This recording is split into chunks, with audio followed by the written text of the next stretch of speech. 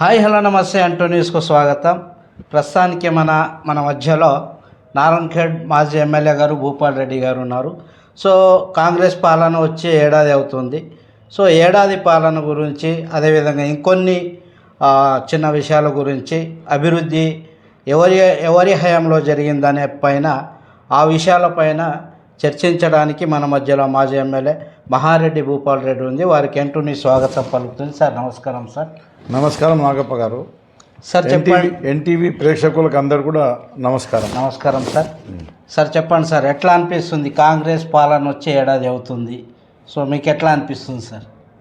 ఈ ఏడాది కాంగ్రెస్ పరిపాలనలో కేవలం కమిషన్లు, కుంభకోణాలు, పేద ప్రజలకు సంక్షేమ పథకాలు అన్యాయం చేయడము, అభివృద్ధి 10 సంవత్సరాలు వెనుకబాటు పడేయడం తప్పించి వీళ్ళు ఈ 10 సంవత్సరాల్లో సాధించింది ఏమీ లేదు.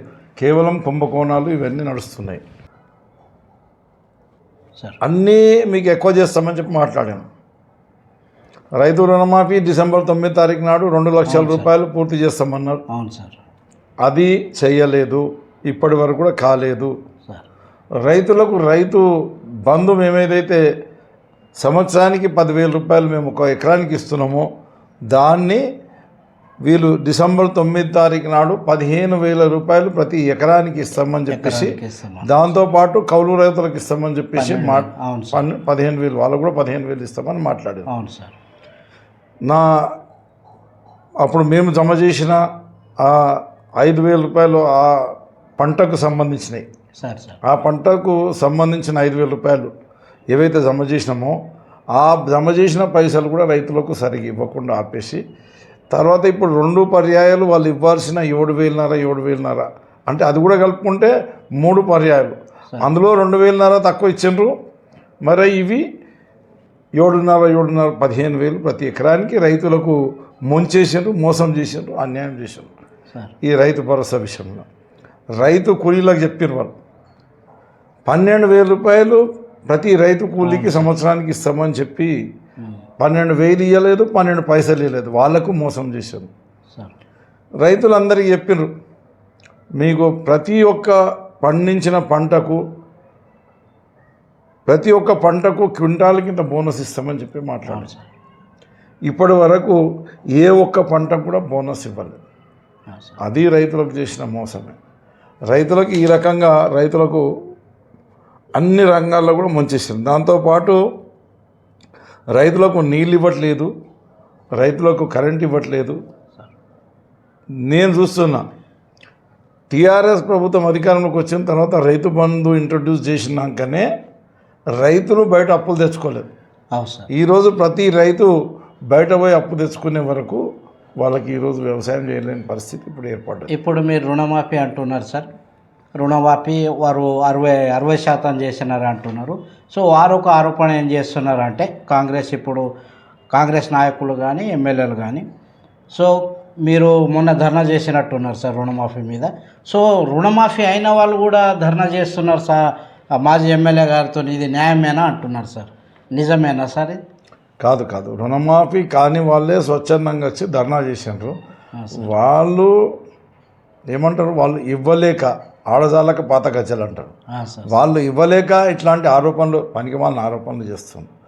వాళ్ళు చేసేది ఉంటే వాళ్ళ ముఖ్యమంత్రిని కొట్లాడి 100కి 100 పాలు రుణమాఫీ చేసే ఆలోచన చేయాలి. లేకపోతే రైతులు తిరగబడే సమయం చాలా దగ్గరికి వచ్చింది. తప్పకుండా రైతులు వీళ్ళకి తిరగబడతారు. అదేవిధంగా రైతు బంధు అంటున్నారు సార్. రైతు బంధు బీఆర్ఎస్ ప్రభుత్వం ఇచ్చింది. సో కాంగ్రెస్ నాయకుల ఆరోపణ ఏంటంటే వాళ్ళు రాష్ట్రంలో ఉన్నటువంటి భూములను అమ్మి, రాష్ట్రాన్ని అమ్మి తాకట్టు పెట్టి వాళ్ళు ఇచ్చారు. సో మేము అట్లా చేయట్లేదు, మేము ఆదాయాన్ని సమకూర్చి ఖర్చులను తగ్గించుకొని రైతు బంధు ఇవ్వడానికి ప్రయత్నిస్తున్నాం అంటున్నారు. దాని మీద మీ కామెంట్ ఏంటి సార్? మా కేసీఆర్ గారు అధికారంలో ఉన్నప్పుడు 2 సంవత్సరాలు కరోనా వచ్చింది. అవును సార్. కరోనా వచ్చి రాష్ట్రానికి నయా పైసా ఆదాయం రాలేదు. నయా పైసా ఆదాయం రాకున్నా కూడా రైతును రాజు చేస్తా అనే ఉద్దేశం ఆయనకుండే కాబట్టి ఆయన ఏం తిప్పలపడ్డాడో ఏం చేసాడో నాకు తెలియదు. రైతు బంధు కరెక్ట్గా ఇచ్చిండు. వాళ్ళు ప్రతి పంటకి కరెక్ట్గా రైతు బంధు అందించున్నారు 2 సంవత్సరాలు. అంటే 4 ఇన్స్టాల్మెంట్లు కరెక్ట్గా అందించాడు. మరి రైతులకు పంటలు తీసుకెళ్ళి అమ్ముకోవడానికి ఇబ్బంది అవుతుందని అప్పుడు సెంటర్లు తక్కువ ఉండే కొనుగోలు కేంద్రాలు. అవును సార్. వరి కానీ, శనగలు కానీ, మక్కలు కానీ, పెసర్లు కానీ, మినుములు కానీ ఆ కొనుగోలు కేంద్రాలను కూడా పెంచాడు. ఎందుకంటే రైతులకు బయట తిరిగితే కరోనా వస్తుందని చెప్పేసి కొనుగోలు కేంద్రాలు పెంచి ప్రతి ఊళ్ళో కొనుగోలు కేంద్రం పెట్టేసి రైతులకు ఇబ్బంది కలగకుండా వాళ్ళ ధాన్యం మొత్తం కొన్నాం. అంటే రైతులకు ఎంత ఆపద వచ్చినా, కరోనా వచ్చి రూపాయి ఆదాయం రాష్ట్రానికి రాకున్నా రైతులకు మాత్రం అన్యాయం జరగదు. వీళ్ళు మాట్లాడుతున్నారు అసలు టీఆర్ఎస్ పార్టీ అధికారంలో 10 సంవత్సరాలు ఉన్నది. మేము అధికారంలోకి రాకముందు కూడా 80,000 కోట్లు మన రాష్ట్రానికి అప్పు ఉంది. అవును సార్. తర్వాత మేము అధికారంలోకి వచ్చిన తర్వాత మేము చేసిన అప్పులు, మా టీఆర్ఎస్ పార్టీ చేసిన అప్పులు ఎందుకొరకు చేసింది? అభివృద్ధి కూడా చేసినాం మేము. అవును సార్. అభివృద్ధి కొరకని చేసిన అప్పులు ఉన్నాయి. రాష్ట్ర ఆదాయంతో ఇక్కడ సంక్షేమ పథకాలను అందించుకుంటూ అభివృద్ధి కొరకని అప్పులు చేసినాం. మేము చేసిన అసెట్స్ ఉన్నాయి. ప్రతి నియోజకవర్గంలో టీఆర్ఎస్ పార్టీ చేసిన అసెట్స్ అంటే ఆస్తులు ఉన్నాయి. ఆ ఆస్తులు చేసే కొరకని మేము అప్పు చేసినాం. ఎంత? 4,27,000 కోట్లు మాత్రమే చేసినాం. వీళ్ళు కాంగ్రెస్ వాళ్ళు ఆరోపిస్తున్నట్టు 7.5 లక్షలు 8.5 లక్షల కోట్లు అనేది అది అవాస్తవం. ఈ కాంగ్రెస్ పార్టీ అధికారంలోకి వచ్చి 1 సంవత్సరం కాలేదు. కొత్తగా ఏ ఒక్క ప్రాజెక్ట్ ఏర్పాటు చేయలేదు, కొత్తగా రోడ్డు మంజూరు చేయలేదు, కొత్తగా రోడ్డు చేయలేదు. ఏమీ చేయకపోయినా 1,27,000 కోట్లు ఈ సంవత్సరంలోనే అప్పు చేసింది కాంగ్రెస్ పార్టీ. మేము అప్పు చేసి ఆస్తులు పెంచినాం. సంక్షేమ పథకాలు రాష్ట్రానికి ఆదాయం లేకున్నా, ఆదాయం ఉన్నా సక్రమంగా అందించినాం. కానీ వీళ్ళ చేతగానితనం, ఇంతకుముందు చెప్పినా కదా, ఆడదాలకు పాత గచ్చలు, వాళ్ళ చేతగానితనాన్ని ఏదో రకంగా చేసి మా మీద నెట్టేసి వాళ్ళు బయటపడదామని ఆలోచన చేస్తుండ్రు. వాళ్ళే అప్పులు ఎక్కువ చేసిండ్రు. ఈ లెక్కను చూస్తే 1 సంవత్సరానికి 1,27,000 కోట్లు అప్పు చేస్తే 5 సంవత్సరాల లేదు తప్ప అవుతుంది అనేది మీరు ఆలోచించండి. ఇప్పుడు వాళ్ళు ఏమంటున్నారు? 6,35,000 కోట్లు ఈ 5 సంవత్సరాల్లో వాళ్ళు అప్పు చేసే అవకాశం ఉంది. మేము 52,000 కోట్లే అప్పు తీసుకున్నాము. 1,27,000 కోట్లని బీఆర్ఎస్ ఆరోపిస్తుంది కాదు. మా దగ్గర లెక్కలతో సహా అసెంబ్లీలో మాట్లాడినరు. మా హరీష్ రావు గారు మాట్లాడినారు. అసెంబ్లీ లెక్కలతో సహా మాట్లాడినరు. వాళ్ళు చేస్తున్నవి మాత్రం ఆరోపణలను రుజువు చేయడానికి ఆర్బీఐ రిలీజ్ చేసిన షీట్ ఉన్నది. అందులో మేము చేసిన అప్పు తక్కువ ఉంది, వాళ్ళ ఆరోపణలు తప్పని తేలిపోయింది. కానీ మేము చేస్తున్న ఆరోపణలకు మేము ఆధారాలు చూపెట్టినాం. అసెంబ్లీలో మాట్లాడినాం, ఆధారాలు చూపెట్టాం. సార్, మొన్న మీరు నల్ల బ్యాడ్ చేసుకొని ర్యాలీగా ధర్నా చేసిన ర్యాలీకి వచ్చి మెమోరాండం ఇచ్చినట్టున్నారు. సార్, దేనికోసం అంటారు? అది ఎస్టీ రైతులు ఉన్నారు. ఎస్టీ రైతులకు సార్ కలెక్టర్ మీద దౌర్జన్యం చేసిండని, కలెక్టర్ నా మీద దౌర్జన్యం చేయలేదు, నాతోని మాట్లాడినరు, కేవలం వాళ్ళు చర్చించనని మాత్రం కలెక్టర్ గారు ప్రకటించిన తర్వాత కూడా కలెక్టర్ గారి మీద దౌర్జన్యం చేసిండ్రని తప్పుడు కేసులు పెట్టి, అక్రమ కేసులు పెట్టి, అక్రమ అరెస్టులు, రాత్రి పూట ఊళ్ళో కరెంటు బంద్ చేసి పోయి మరి గిరిజనులను కూడా చూడకుండా గిరిజనుల మహిళలకు కూడా అవమానపరుస్తూ వాళ్ళని తీసుకెళ్ళి లోపల పెట్టారు. వాళ్ళతో పాటు నరేందర్ రెడ్డి గారిని కూడా తీసుకెళ్ళి లోపల పెట్టారు. అవును సార్. పెట్టి వాళ్ళ మీద బెయిల్ రాకుండా రకరకాల సెక్షన్లు పెట్టి కేసు చేశాం. అవును సార్. వాళ్ళ భూములు లాక్కోవడానికి, దాని మీద రియల్ ఎస్టేట్ వ్యాపారం చేసుకోవడానికి రేవంత్ రెడ్డి గారు అన్నదమ్ములు దాని కొరకని ఫార్మాసిటీ అని పేరు చెప్పి తీసుకున్నాం. అలా ఫార్మాసిటీ పెడితే కూడా అక్కడ అందరు రైతులకు కూడా నష్టం జరుగుతుంది, అది కూడా వద్దనేది వాళ్ళ ఉద్దేశం. మేము పేద గిరిజనులం ఉన్నాం, మాకున్న కొద్ది భూమి కూడా మీరు తీసుకోవద్దనే ఉద్దేశంతో వాళ్ళు సామరస్యపూర్వకంగా కలెక్టర్ గారికి వద్దని చెప్పేసి విజ్ఞప్తి చేస్తే దాని మీద ఈ రకంగా బనాయించి కావాలని అక్రమ కేసులు పెట్టారు. వాళ్ళని వెంటనే విడుదల చేయాలని చెప్పేసి మేము ఇక్కడ ధర్నా చేయడం జరిగింది. Okay sir. ఇప్పుడు నారాయణఖేడ్ మన కాన్స్టిట్యున్సీ విషయానికి వస్తే సార్, సో ఎమ్మెల్యే గారు విద్య విషయానికి వస్తే, సో విద్య అత్యంతంగా అభివృద్ధి చేస్తున్నటువంటి 1 ఇయర్లో నేను చేయడం జరిగింది. గతంలో మా నాన్న హయాంలో అంటే స్వర్గీయులు కృష్ణారెడ్డి హయాంలో కూడా అప్పుడు జరిగిన విద్యపైన అభివృద్ధి ఉంది. అదేవిధంగా లైబ్రరీ కూడా నేను వచ్చి దానిపైన కష్టపడి దాన్ని అభివృద్ధి చేసి ఏసీ కూడా పెట్టించినటువంటి ఘనత కాంగ్రెస్ పార్టీది అంటున్నారు సార్. మీరు సగంలోనే ఆ లైబ్రరీని వదిలేసి వెళ్ళిపోయారంట, ఎందుకు సార్? బాగా మంచి మాట అడిగారు మీరు, చాలా సంతోషం. ఈడ విద్యని విధ్వంసం చేసిందే ఈ కిష్టారెడ్డి గారు, ఈ షట్కార్ గారు, ఈ సంజీవ్ రెడ్డి గారు కూడా స్థానిక సంస్థలకు ఎంపీపీ చేసిండు, జడ్పీటీసీ చేసిండు. అవును సార్. విద్యని విధ్వంసం చేసిన నాయకులే వీళ్ళు. సార్ విద్యను ఎట్లా విధ్వంసం చేసిండ్రంటే, గవర్నమెంట్ జూనియర్ కాలేజ్ ఉంది ఉదాహరణకి. గవర్నమెంట్ జూనియర్ కాలేజీలో లెక్చరర్లు ఉండరు, గవర్నమెంట్ డిగ్రీ కాలేజీలో లెక్చరర్లు ఉండరు. స్కూళ్ళలో టీచర్లు కూడా ఎక్కడ స్కూళ్ళలో అటెండ్ చేయకుండా వీళ్ళ చుట్టూ రాజకీయాలు చేసుకుంటాను తిరిగాను. వీళ్ళు ఒకవేళ స్కూల్ బిల్డింగ్లు గతంలో కట్టిస్తే కూడా, ఉదాహరణకి చెప్తున్నా, మీరు కంటి మండలి వాస్తవ్యులు కాబట్టి మీకు కంటి మండలి 2 విషయాలు చెప్తా. సుక్కల్ తీర్థ గ్రామం ఒక జాలు ఉంటే స్కూల్ బిల్డింగ్ ఏమో ఇంకో ఊరికి 1 కిలోమీటర్ దూరంలో దూరంలో కట్టి. అంటే ఇంత చిన్న పిల్లలు 1వ తరగతి నుంచి 5వ తరగతి పిల్లలు, ఆ విద్యార్థులు 1 కిలోమీటర్ నడుచుకుంటూ పోయి రోడ్డు మీద పోతే యాక్సిడెంట్ అయినా ఏదైనా ఎవరు జిమ్మేదారు? వీళ్ళు చేసిన పని అది. అదే కాకుండా ఇంకొక విషయం, రాసోలు ఉన్నది మీ మండలం. అవును సార్. రాసోల్లో ఊరు ఒక జాలు ఉంది, స్కూల్ బిల్డింగ్ ఒక జాలు ఉంది. అంటే అది కూడా 2-3 కిలోమీటర్ల దూరం. నేను చూసిన అక్కడక్కడ స్కూల్ బిల్డింగ్లో కాంగ్రెస్ నాయకులు కబ్జాలు చేసి ఇప్పటికీ కట్టెలు పెట్టుకుంటున్నారు. వాళ్ళు అందులోనే కొంతమంది నివాసం చేస్తుండ్రు. ఇట్లాంటి కార్యక్రమాలు ఈ కాంగ్రెస్ నాయకులు, ఈ కాంగ్రెస్ ఎమ్మెల్యే, ఎంపీ, గతంలో ఈ అధికారంలో ఉన్న ఈ నాయకులు అందరూ కలిసి చేశాం. నేను ఎమ్మెల్యేగా గెలిచిన తర్వాత ఇంకో కొన్ని విషయాలు తెలియాలి మీకు. ఎక్కడైనా సరే కల్లేరులైనా ఇంటర్మీడియట్ ప్లస్ ఎస్ఎస్సి వాళ్ళకు ఒక పూట వీళ్ళకు ఒక పూట చదువు చెప్పేది. కంటినైనా ఇంటర్మీడియట్ ఎస్ఎస్సి పిల్లలు వాళ్ళకు ఒక పూట వీళ్ళకు ఒక పూట స్కూల్ బిల్డింగ్లో చదువు చెప్పేది. అట్లనే నారాయణకేళ్ళైనా ఇంటర్మీడియట్ డిగ్రీ వాళ్ళకు పూట వీళ్ళకు పూట చదువు చెప్పేది. ఇది గతంలో నడిచింది. మనూర్లో అయితే ఇంటర్మీడియట్ కాలేజ్ లేనే లేకుండే. ఇట్లాంటి పరిస్థితుల్లో విద్య అనేది విధ్వంసమైంది. డిగ్రీ పిల్లలు కూడా నేల మీద కూర్చొని చదువుకునే పరిస్థితి, ఇంటర్మీడియట్ పిల్లలు నేల మీద కూర్చొని చదువుకునే పరిస్థితి, హై స్కూల్ పిల్లలు నేల మీద కూర్చొని చదువుకునే పరిస్థితి. నేను ఎమ్మెల్యేగా గెలిచిన తరుణంలో ఆ పరిస్థితి నారాయణఖేడ్ల విద్యా వ్యవస్థ ఆ రకంగా ఉండే. నేను ఎమ్మెల్యే గెలిచిన తర్వాత ఇంటర్మీడియట్ కాలేజ్ బిల్డింగ్లు కంప్లీట్ చేయించిన, లేకపోతే వాళ్ళకి ఆల్టర్నేటివ్ ఆర్ఎంఎస్ఏలో కల్లేరులో స్కూల్ బిల్డింగ్ కట్టించిన. వీళ్ళకి ఒక జాబ్ చదివిస్తున్నాం, వాళ్ళకి ఒక జాబ్ చదివిస్తున్నాం, అందరికీ డీలర్ని చదివిస్తున్నాం. కంటిలో కూడా ఇన్కంప్లీట్ ఉన్న బిల్డింగ్ అమౌంట్ శాంక్షన్ చేయించి బిల్డింగ్, అవును sir, junior college building separate చేయించి వాళ్ళకు డ్యూయల్ డెస్క్ బెంచెస్ చేయించిన. మీరు చూస్తారు, ఇంకా వాళ్ళకి సరిపడా కాక ఇంక ఎక్స్ట్రా కూడా బెంచ్లు ఉన్నాయి, ఇంకా బయట ఉన్నాయి ఎక్స్ట్రా బెంచ్లు. వాళ్ళకి బెంచ్లు వేసి బెంచ్ల మీద కూర్చొని మంచిగా చదువుకునే కొరకు ఏర్పాటు చేసిన. టాయిలెట్స్ అవి ఇవన్నీ కట్టించిన. టాయిలెట్స్ ఇది చిన్న ఇష్యూ, అది టాయిలెట్ అనేది చిన్న ఇష్యూ. మన ఊర్లో కూడా జూనియర్ కాలేజ్ ఏర్పాటు చేసిన.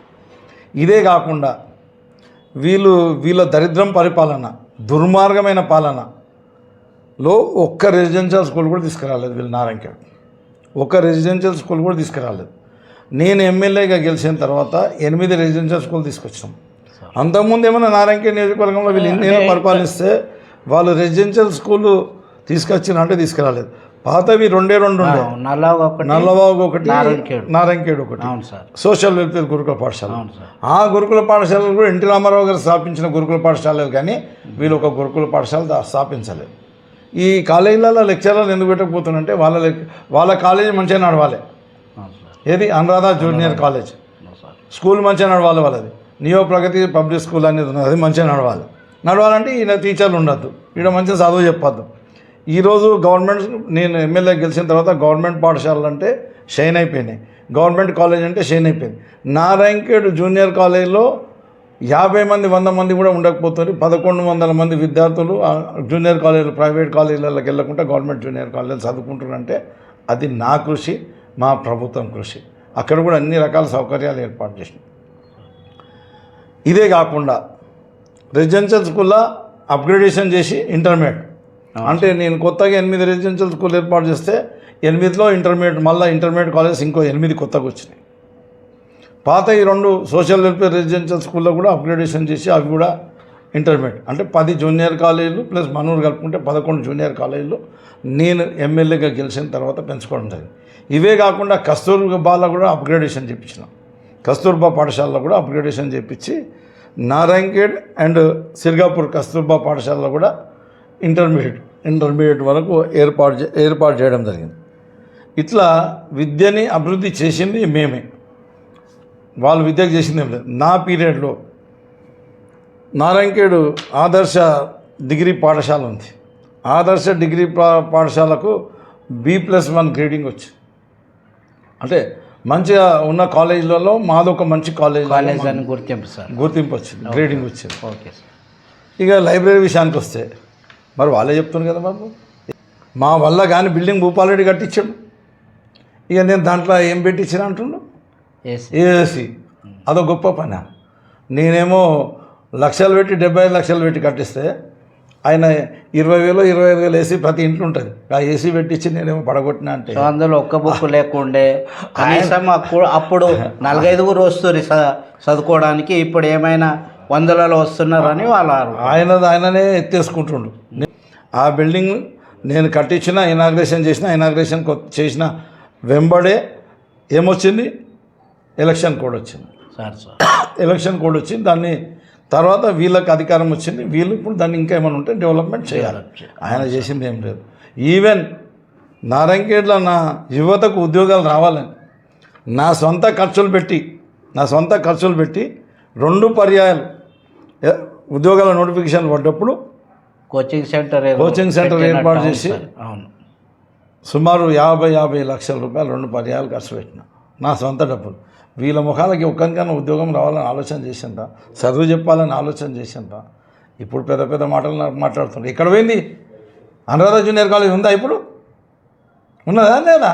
ఇప్పుడు ఏకశిలా పాఠశాల ఏర్పాటు చేసేదాం. అంతకుముందు అదే అనురాధ జూనియర్ కాలేజీని నేను అదే టాప్ కాలేజ్ అని చెప్పేసి అప్పుడు అడ్వర్టైజ్మెంట్లు ఇచ్చుకుంటుంటే ఫుల్ పేజ్ అడ్వర్టైజ్మెంట్ ఈనాడులో, ఆంధ్రజ్యోతిలా మూతపడ్డది. ఎందుకొరకు పడ్డది?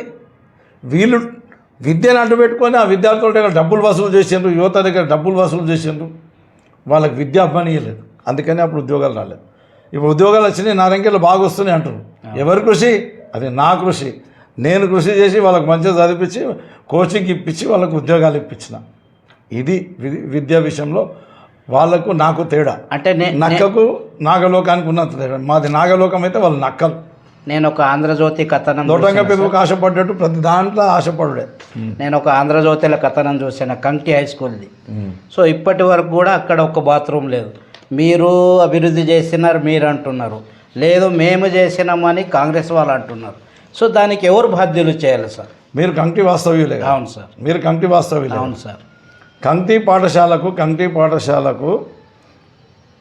టాయిలెట్ సార్ ఇప్పటికీ లేవు. మన బడిలో బిల్డింగ్ శాంక్షన్ చేసి బిల్డింగ్ ఉంది సార్. ఎవరు చేసింది? RMSS స్కూల్ బిల్డింగ్ ఇంతకుముందు శాంక్షన్ చేసింది ఎవరు? మేము. వాళ్ళు చేసింది ఏమున్నది? 70 సంవత్సరాలు ఏం లేదు. మేమే ఆ బిల్డింగ్లో శాంక్షన్ చేసినాము. బాత్రూమ్లు కూడా శాంక్షన్ చేసినాం, కానీ కట్టే కాంట్రాక్టర్ లేట్ చేసిండు అంతే. బాత్రూమ్ కూడా శాంక్షన్ చేసినాం సార్ చేసినాం. ఈయనేదో నేను పోయి ఏసీ పెట్టించిన, లేకపోతే RO ప్లాంట్ రిపేర్ చేయించిన, ఇదా నీ అవసరం లేదు. నేను ఫలానా బిల్డింగ్ కట్టించిన. ఈ రెసిడెన్షియల్ స్కూళ్ళకు, నారాయణఖేడ్ రెసిడెన్షియల్ స్కూల్ ఇంతకుముందు ఇక్కడనే ఉండే, మీకు అందరికీ సార్. నేను కూడా స్టూడెంట్. శిథిలావస్థలు ఉంటే అక్కడ బిల్డింగ్ కట్టించి అక్కడ ఏర్పాటు చేసినాం. నల్లావ స్కూల్ బిల్డింగ్ కూడా శిథిలావస్థకు వస్తే నేను ఎమ్మెల్యే గెలిచిన తర్వాత బిల్డింగ్లు కట్టించి అవి హ్యాండ్ ఓవర్ చేసి ఈరోజు విద్యార్థులకు మంచి సౌకర్యం మేము కల్పిస్తున్నాం. నారాయణఖేడ్ల కాలేజీలలో చదువుకుందాం విద్యార్థులు అంటే వాళ్ళకు హాస్టళ్ళు లేకుండే. కొత్తగా హాస్టల్ ఏర్పాటు చేసినాం. అంటే పోస్ట్ మ్యాట్రిక్ హాస్టల్స్ ఏర్పాటు చేసినాం. నేను విద్యార్థులకు నారాయణఖేడ్ల వాళ్ళని క్రిమినల్ నేచర్ వీళ్ళు ఏంటంటే నేర్పించిందంతా గతంలో వాడిని కొట్టు, వీని చంపు, వీని ఇచ్చేయి, వీని గుంజుకో, దొంగతనం చేయి, లంగతనం చేయి, గంజాయి అమ్ముకో, ఇదే నేర్పించారు వీళ్ళు. నేను వచ్చిన తర్వాత విద్య నేర్పించి ఈరోజు ఉద్యోగాలు సాధించుకుంటున్నాను. నారాయణఖేడ్ మీ పైన మరో ఆరోపణ సార్, మీ హయాంలో మీకు కావాల్సిన వారికి కళ్యాణ లక్ష్మి ఇచ్చుకున్నారంట. చాలామంది కాంగ్రెస్ కార్యకర్తల యొక్క కళ్యాణ లక్ష్మిలను ఆపిరని ఆరోపణ సార్, దానికి మీ సమాధానం? అది కేవలము అసత్య ఆరోపణ. The most liberal leader. కార్యకర్తలు కూడా ఎంతమంది అడ్డు చెప్పినా ఎవరికి ఆపకుండా కళ్యాణ లక్ష్మిలు ఇచ్చింది, సీఎం రిలీఫ్ ఫండ్ ఇచ్చింది, ఇర్రెస్పెక్టివ్ ఆఫ్ పార్టీలతోని సంబంధం లేకుండా ఇప్పించిన గొప్ప వ్యక్తి ఎవరంటే అది భూపాల్ రెడ్డి. ఇంతకుముందు వాళ్ళ కల్చర్ వేరే ఉండే. ఇప్పుడు మాట్లాడుతాడు ముందుగా మా కార్యకర్తలకు, తర్వాత వేరే కార్యకర్త. నేను మా కార్యకర్త మీ కార్యకర్తగా, మా కార్యకర్త అడ్డు వస్తే కూడా చెప్తున్నాను, నీ జేబులోకి వెళ్ళి ఇస్తలేవు, నా జేబులోకి వెళ్ళి ఇస్తలేను. ప్రభుత్వం ఇస్తుంది. అర్హులైన వాళ్ళకి అందరికీ చెందాలని చెప్పేసి అందరికీ ఇర్రెస్పెక్టివ్ ఆఫ్ పార్టీస్ అందరికీ కళ్యాణ లక్ష్మి ఇచ్చినా, అందరికీ సీఎం రిలీఫ్ ఫండ్ చెక్లు ఇచ్చినా, అవసరం పడితే గ్రాషియా కూడా ఇప్పించిన. దానికి ఉదాహరణ మీ మండలే. అవును సార్. బసిరెడ్డి గారు ఏ పార్టీ? కాంగ్రెస్ పార్టీ. బసిరెడ్డి గారు ఇంట్లో పత్తి కాలిపోతే, ఇల్లు కాలిపోతే గ్రాషియా ఎవరు ఇప్పించారు సార్? ఎవరు? సంజయ్ రెడ్డి ఇప్పించిన, భూపాల్ రెడ్డి ఇప్పించిన. మీరు హయాంలో ఉన్నారు కదా. నా హయాంలో నేనే ఇప్పించిన 5 లక్షల రూపాయలు గ్రాషియా ఆయనకి ఇప్పించిన. శ్రీశైలం అని కృష్ణారెడ్డి ఇంట్లో కార్ డ్రైవర్. అవును సార్. శ్రీశైలం. శ్రీశైలంకు హాస్పిటల్స్ పెట్టుకుంటే ఆయనకు 3 లక్షలు చెక్ ఇప్పించిన. వాళ్ళ ఇంట్లో వంట చేస్తే ఆయన సాగలాయన, ఆయన పేరేముంది రేఖలాయన, అతనికి 1.5 లక్షలు ఇప్పించిన. మీ కాంగ్రెస్ కార్యకర్త వాళ్ళ కాంగ్రెస్ కార్యకర్త వాసర్ సేట్ ఉన్నాడు కదా, అని పేరుంది కాశీనాథ్ సేట్. కాశీనాథ్ సేట్ అన్నకు 5 లక్షల రూపాయలు సీఎం రిలీఫ్ ఫండ్ చెక్ తీసుకుపోయి వాళ్ళ ఇంటికాడ, వాళ్ళ ఇంటికి తీసుకుపోయి వాళ్ళ ఇంటికాడ ఇచ్చిన. సంజాపేట మాజీ సర్పంచ్ నరసింహులు కాంగ్రెస్ ఆయన ఇంట్లో తీసుకుపోయి, ఇంట్లో 2 చెక్కులు ఆయన ఇంట్లోకి తీసుకుపోయి ఆయన ఇంటికి ఇచ్చేసి ఆయనతో షాల్లో కప్పించుకొని వచ్చిన. ఇవన్నీ వీళ్ళు రాజకీయ లబ్ధి కొరకని మాట్లాడే మాటలే తప్పించి వీళ్ళు ఎప్పుడూ నిజాలు మాట్లాడరు, పచ్చి అబద్ధాలు మాట్లాడతారు. అబద్ధాలు చెప్పి అధికారంలోకి వచ్చారు. మరో వీళ్ళకి ఇది ఫస్ట్ అండ్ ఫైనల్. ఈ కాంగ్రెస్ నాయకులకి ఇది ఫస్ట్ అండ్ ఫైనల్, ఇదే లాస్ట్ అంటారు. ఎమ్మెల్యేకి ఇది ఫస్ట్ అండ్ ఫైనల్. సో ఇంకొకటి విద్యుత్ విషయానికి వస్తే సార్, సో ఉన్న సబ్ స్టేషన్ స్టిల్ ఇప్పటికి ఉన్నటువంటి సబ్ స్టేషన్ గతంలో స్వర్గీయులు కృష్ణారెడ్డి హయాంలోనే జరిగినాయి, షెట్కార్ హయాంలోనే. ఇప్పుడు వచ్చినాక నేను చేయడం జరిగింది. గత బీఆర్ఎస్ పాలనలో 1-2 సబ్ స్టేషన్ తప్ప ఇప్పటి వరకు ఎక్కడ కూడా సబ్ స్టేషన్లు ఏర్పాటు చేసినటువంటి దాఖలాలు లేవని అంటున్నారు. దానికి మీ సమాధానం? స్వతంత్రం వచ్చి 70 సంవత్సరాలు దాటిపోయింది. 75 సంవత్సరాలు అవుతుంది. అవును సార్. ఇంకా 75 కాదు, 77 సంవత్సరాలు అవుతుంది. ఈ 77 సంవత్సరాల పరిపాలనలో మొత్తం నారాయణఖేడ్కి వచ్చినాయి 31 సబ్స్టేషన్. 31 సబ్స్టేషన్లు వచ్చినాయి. 33/11 సబ్స్టేషన్లు 31. 132/11 సబ్స్టేషన్లు ఒకటి వచ్చింది, ఓన్లీ 1. అవును సార్. తర్వాత నేను మంజూరు చేసింది ఇంకొకటి ఉన్నది. అంటే వీళ్ళు ఇన్నేళ్ళ పరిపాలన, కాంగ్రెస్ పరిపాలన అనుకోండి, తెలుగుదేశం పరిపాలన అనుకోండి, అన్ని పరిపాలన కలిసి వాళ్ళు ఒక్కటి తెచ్చారు. అవును సార్. నేను ఈ 7 సంవత్సరాల పరిపాలన, నేను 7 సంవత్సరాలు మాత్రమే ఎమ్మెల్యే చేసిన. అందులో 2 సంవత్సరాలు కరోనా వచ్చింది, బయట తిరగడానికి వీల్లేదు. 7 సంవత్సరాల్లో ఒక 132 kV సబ్స్టేషన్ మంజూరు చేయించిన. దాని కొరకని ల్యాండ్ కొరకని దేవులాడినా చివరికి మునిగపల్లి శివార్లో 5 ఎకరాల ల్యాండ్ కూడా సేకరించి దాని కొరకని పెట్టినాం. దాన్ని పూర్తి చేయాల్సిన బాధ్యత వాళ్ళది. అంటే అదొకటే. తర్వాత 31 సబ్స్టేషన్లు అని చెప్పాను. అవును సార్. ఆ 31 సబ్స్టేషన్లో ఈ 70 వాళ్ళు, అంటే నేను ఈ 7 సంవత్సరాలు తీసేస్తే 70 సంవత్సరాల పరిపాలన. అవును సార్. అది కాంగ్రెస్ అనుకోండి, లేకపోతే టీడీపీ అనుకోండి, వాళ్ళ పరిపాలనలో వచ్చినాయి 15 మాత్రమే. నేను ఎమ్మెల్యేగా ఉన్న ఈ 7 సంవత్సరాల్లో 16 సబ్స్టేషన్లు కొత్తగా ఏర్పాటు చేసిన. 16 సబ్స్టేషన్లు కొత్తగా ఏర్పాటు చేసిన. తర్వాత వచ్చేసి వీళ్ళ హయాంలో, వీళ్ళ కమిషన్ల హయాంలో, దోపిడీ హయాంలో ఒక ట్రాన్స్ఫార్మర్ కావాలంటే 50,000 రూపాయలు వసూలు చేస్తున్నారు. ఇప్పుడా సార్? లంచాలు అప్పుడు సార్ 50,000 రూపాయలు ఏఈలకు ఇవ్వాలి. ఏఈల ద్వారా వీళ్ళకి సగం, ఆఫీసర్లకు సగం, 50,000 రూపాయలు ట్రాన్స్ఫార్మర్ వస్తుంది. నేను అనుకుంటా వాళ్ళ పీరియడ్లో వాళ్ళు శాంక్షన్ చేసిన ట్రాన్స్ఫార్మర్ల కంటే 2 రేట్లు ఎక్కువ ట్రాన్స్ఫార్మర్లు ₹1 ఒక రైతు ఖర్చు పెట్టుకోకుండా వాళ్ళు తీసుకొచ్చి బిగించిన ఘనత మా టీఆర్ఎస్ పార్టీకి. అంటే లో వోల్టేజ్ ప్రాబ్లం ఏ ఊళ్ళో లేదు. మరీ కాంగ్రెస్ పరిపాలన వచ్చినాక మోటార్లు కాలేవు, ట్రాన్స్ఫార్మర్లు కాలేవు. ఈ కాంగ్రెస్ పరిపాలన వచ్చిన తర్వాత మళ్ళీ కాలుతున్నాయి మోటార్లు. నాయే మోటార్లు రిపేర్ చేసుకుంటే సుమారు 60-70 రూపాయలు ఖర్చు పెట్టుకున్నాం. మా ట్రాన్స్ఫార్మర్లు కూడా రెగ్యులర్ కాలిపోతున్నాయి, మోటార్లు కూడా లేదు. ఎందుకు కాలిపోతున్నాయి అంటే లో వోల్టేజ్ ప్రాబ్లం. మీదికెళ్ళి పైకెళ్ళి కూడా కరెంట్ సరిగ్గా ఇస్తారు. ఆ రకంగా ట్రాన్స్ఫార్మర్లు మేము ఎలక్షన్ చేసి లో వోల్టేజ్ ప్రాబ్లం తీసేసినాం. ఈవెన్ నారాయణఖేడ్లో వెనుక అంటుండే, ఎప్పుడు పోతుంది ఎప్పుడు వస్తుందో తెలియకపోతుండే. నేను అధికారం ఉన్నప్పుడు కరెంటు ఒక 10 నిమిషాలు కూడా కరెంటు ఎప్పుడు మొనియకపోతుంది. మొత్తం రాత్రి అంతా ఎల్సీ ఇచ్చే పద్ధతే లేకుండే. వీళ్ళు రాత్రి ఎల్సీ ఇస్తారు, పగలు ఎల్సీ ఇస్తారు, ఎప్పుడు పడితే అప్పుడు దొంగ కనెక్షన్లు ఇస్తారు, ఏది పడితే అది చేస్తారు, పైసలు వస్తే ఏదంటే అది చేస్తారు. ఇప్పుడు కూడా ట్రాన్స్ఫార్మర్లలో మళ్ళీ పైసలు వసూలు చేసుడు మొదలైంది. మళ్ళీ వీళ్ళు అధికారంలోకి వచ్చిన ఇప్పుడు కూడా వసూలు చేసుడు మొదలైంది. అప్పుడు ఇక అప్పుడు కూడా వసూలు చేసేది, ఇప్పుడు కూడా వసూలు చేస్తాం. కొన్ని విషయాలు చెప్పుకుంటే మాది కూడా పరువు అవుతుందని చెప్పుకో.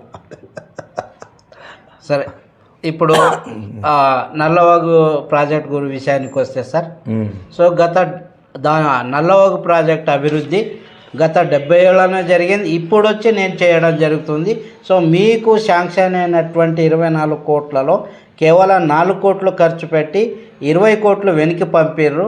సో అది మీ చేతగానితనమా అని ప్రశ్న సార్ వాళ్ళది. దానికి మీ సమాధానం ఏంటి సార్? నల్లవాగు ప్రాజెక్ట్ ఉంది సార్, అది 1967లో పూర్తి చేశాం. ఆయనకు చరిత్ర తెలియదు, ఏం తెలియదు. 1967లో పూర్తి చేశాం. పూర్తి చేసిన తర్వాత దాని మీద ఎప్పుడు డబ్బులు కాంగ్రెస్ పీరియడ్లో డబ్బులు మంజూరు చేసిన కేవలం కమిషన్లు దోపిడీ తప్పిస్తే ఏం జరగలేదు సార్. చిన్న చిన్న రిపేర్లు చేసిన అదే, పెద్ద రిపేర్లు చేసిన అదే, ఏది చేసినా అదే. ఎప్పుడు కూడా చివరి ఆయకట్టు అయిన కల్లేరుకు నీళ్ళు చేరలేవు. వాళ్ళ అధికారంలో ఉన్న రోజు ఇప్పుడు చేరతలేవు, మళ్ళీ వాళ్ళ అధికారంలోకి వచ్చినాక చేరతలేవు. కల్లేరుకు నీళ్ళు వెళ్ళట్లేదు.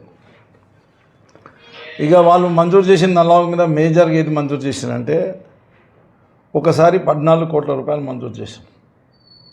మీరు ఉన్నప్పుడా సార్? లేదు, వాళ్ళ సంగతి చెప్తున్నా. కాంగ్రెస్ వాళ్ళు ఒకసారి 14 కోట్ల మంజూరు చేసిండ్రు. కేవలం మీదిట్లో ప్లాస్టింగ్ చేసినట్టు చేసి ఒక 50 లక్షలు కూడా ఖర్చు చేయకుండా కాంట్రాక్టర్ వీళ్ళు కుమ్ముక్ అయిపోయి, ఎమ్మెల్యే ఎంపీ కాంట్రాక్టర్ కుమ్ముక్ అయిపోయి ఆ 14 కోట్లు కాజేసింది. 14 కోట్లు కాజేసింది. దాని తర్వాత నేను ఎమ్మెల్యే గెలిచిన తర్వాత 25 కోట్ల రూపాయలు నేను మంజూరు చేపించి వాళ్ళు చెప్తున్నట్టు 4 కోట్లు కాదు, అప్పటికే 6-7 కోట్ల రూపాయలు ఖర్చు పెట్టినాం. ఎందుకంటే చేసేది పని మనం కాదు, కాంట్రాక్టర్స్ చేస్తారు. అవును సార్. కాంట్రాక్టర్ ఎవరైతే ఉన్నారో ఆయనకి ఇక్కడనే కాకుండా ఆంధ్రాలో పనులు ఉన్నాయి, ఆంధ్రప్రదేశ్లో కూడా పనులు ఉన్నాయి. అవును సార్. ఆంధ్రప్రదేశ్లో ఆయన బిల్లు అన్నీ ఇరుక్కుపోయినాయి అని చెప్పేసి ఇక్కడ 6 కోట్ల పని చేసి ఆయన పని ఆపేశాను.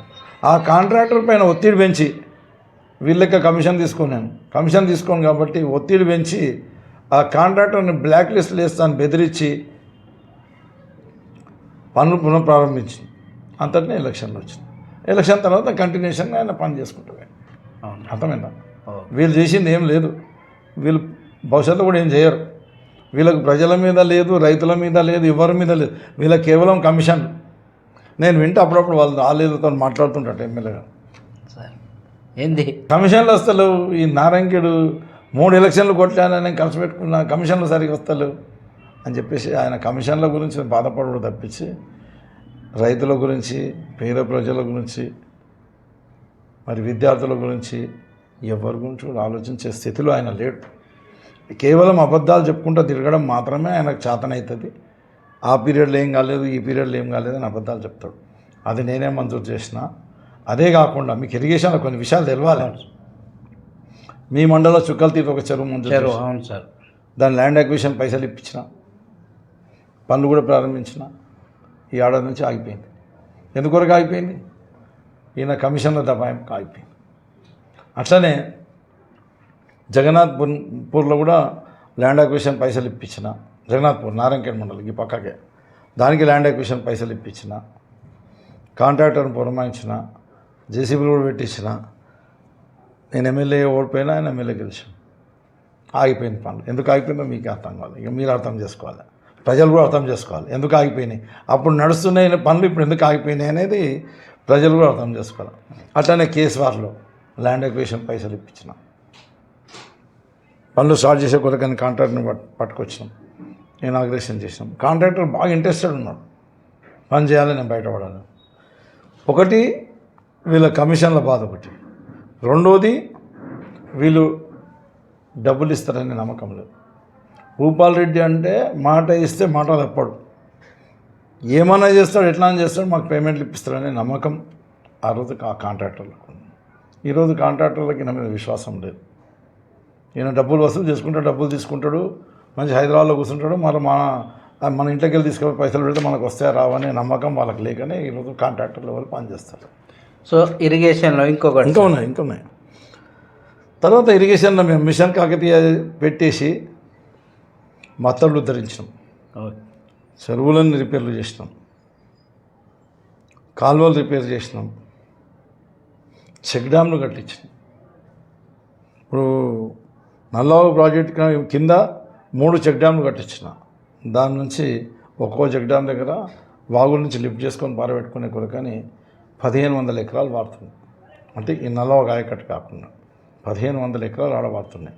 ఈ మత్తళ్ళు రిపేర్ చేస్తే మత్తళ్ళ ద్వారా చెరువులకు నీళ్ళు పోతాయి. ఉదాహరణకి ఇక్కడ కంజీపూర్ మత్తడి అన్నది. కంజీపూర్ మత్తడికి వెళ్ళి ఈ చెరువు, కంజీపూర్లో 2 చెరువులు ఉన్నాయి, ఈ చెరువు నింపుతుంది, ఆ చెరువు నింపుతుంది. ఇట్లా మత్తళ్ళ ద్వారా చెరువు నింపుతారు. ఇంకో మత్తడు ఉంది, దాని ద్వారా సంగాపేట చెరువు నిండుతుంది. ఇంకో మత్తడు ఉంది, దాని ద్వారా రేలమడు చెరువు నిండుతుంది. అండ్ నాగదర్లో ఒక మత్తడు ఉంది. ఇట్లా రకరకాల మత్తళ్ళతోని చెరువులు నింపుకునే కొరకని ఏర్పాట్లు చేసి మత్తళ్ళని రిపేర్ చేసినాం, చెరువులు రిపేర్ చేసినాం. వీళ్ళు అధికారంలోకి వచ్చినాక ₹1 ఒక చెరువుకి అన్న రిపేర్ చేసిందంటే చూపెట్టమని బుంగ పడితే ఆ చెరువు గోయిందా.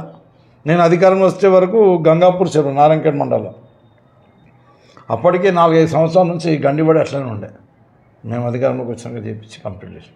అన్ని చెరువులు పునరుద్ధరించి చెరువుల కింద పంటలు పండే విధంగా ఏర్పాటు చేసింది మేము. చెక్ డ్యామ్లు కట్టింది మేము. కొత్తగా 8 చెరువులు మంజూరు చేసింది మేము. బసవేశ్వర లిఫ్ట్ ఇరిగేషన్ ప్రాజెక్ట్ మంజూరు చేసింది మేము.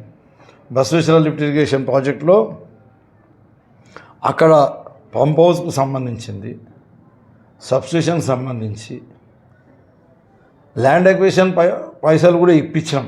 బోరంచా ఊర్లో పోయి వాళ్ళకి ఇచ్చేసి వచ్చాం ల్యాండ్ అక్విజిషన్ పైసలు రైతులకు. వాళ్ళని ఒప్పించి మెప్పించి ల్యాండ్ అక్విజిషన్ పైసలు ఇప్పించాం. So 19A package complete. దాని తర్వాత మీరు రండి, ఓకే కమ్, దానికి కూడా సమాధానం ఉంది నా దగ్గర. ల్యాండ్ అక్విజిషన్ పైసలు ఇప్పించినాం, వర్క్ స్టార్ట్ చేసినాం. మీరు వస్తా అంటే దొరకబోయి చూపిస్తా. ఆడ పంప్ హౌస్కు మేము తవ్విపించినామా లేదా? పంప్ హౌస్ తవ్విపించినాం. దానికి సంబంధించి మీరు అడగబోయే ప్రశ్నకు ముందుగానే సమాధానం చెప్తాం. ఆ ప్రాజెక్ట్ నుంచి 8 TMCల నీళ్ళు అలాట్మెంట్ చేయించాం. అవును సార్. ఏదానికి? నారాయణఖేడ్ కాన్సెన్సీ TMCల నీళ్ళు అలాట్మెంట్ చేపిస్తానని మాట్లాడతాం. ఈయన అలాట్ చేయించాల్సిన అవసరం లేదు, ఆల్రెడీ నేను అలాట్మెంట్ చేయించిన. 8 TMCల నీళ్ళు అలాట్మెంట్ చేయించిన. మీరు అంటున్న 19A package, yes 19A package ఎందుకు వరకు చేస్తుంటారు? 19A ప్యాకేజ్ మీకు అర్థమైందా? అదే సింగూరుకు మల్లన్న సాగర్ ఎట్లా చెప్పండి?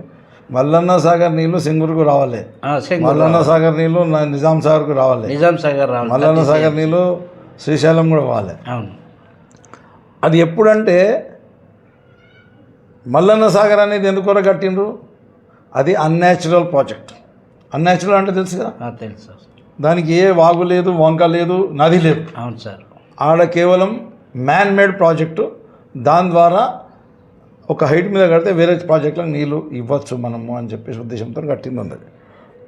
వేరేస్ ఈ మన Singur project, okay, Nizam Sagar project, Nagarjuna Sagar project, Srisailam project, Srisailam అన్న శ్రీరామ్ సాగర్ ప్రాజెక్ట్, శ్రీశైలం కూడా.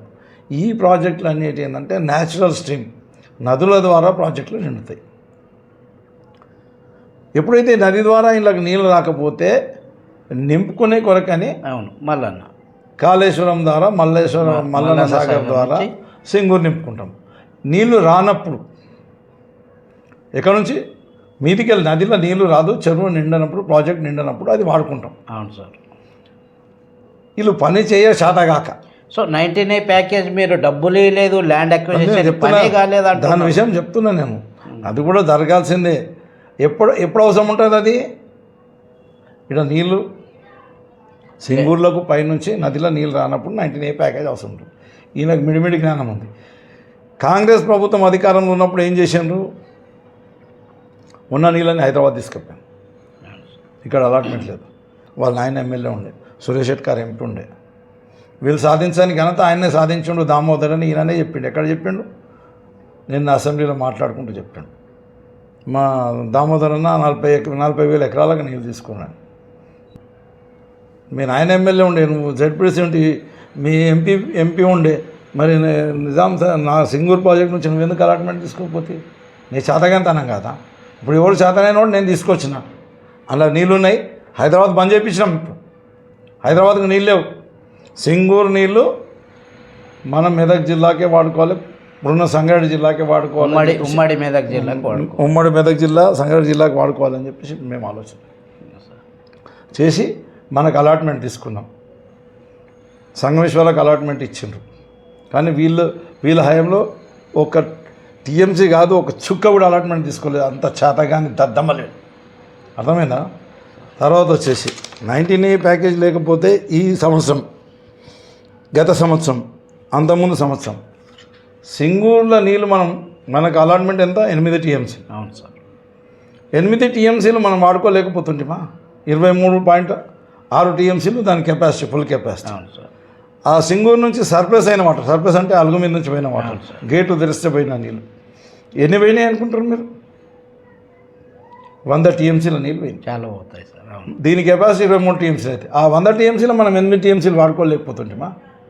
దీంట్లోకి వెళ్ళి వాడుకోవచ్చు, ఇప్పుడు కూడా వాడుకోవచ్చు. 8 టీఎంసీల నీళ్ళు వాడుకోవచ్చు. గత 5 సంవత్సరాల నుంచి కంటిన్యూస్గా నిండుతుంది. అవును సార్. అంటే వీళ్ళు ఇంకొక దుర్మార్గమైన ఆలోచన ఏం చేసిందంటే, కమిషన్ల కొరకు అన్ని ఆలోచనలు, దరిద్రం ఆలోచనలు. 190 కోట్ల రూపాయలతో, 190 కోట్ల రూపాయలతో నల్లవాగు ప్రాజెక్ట్ నిండక ముందు, నల్లవాగు ప్రాజెక్ట్ కెపాసిటీ 0.65 టీఎంసీ. అవును సార్. 0.65 టీఎంసీ దాని కెపాసిటీ.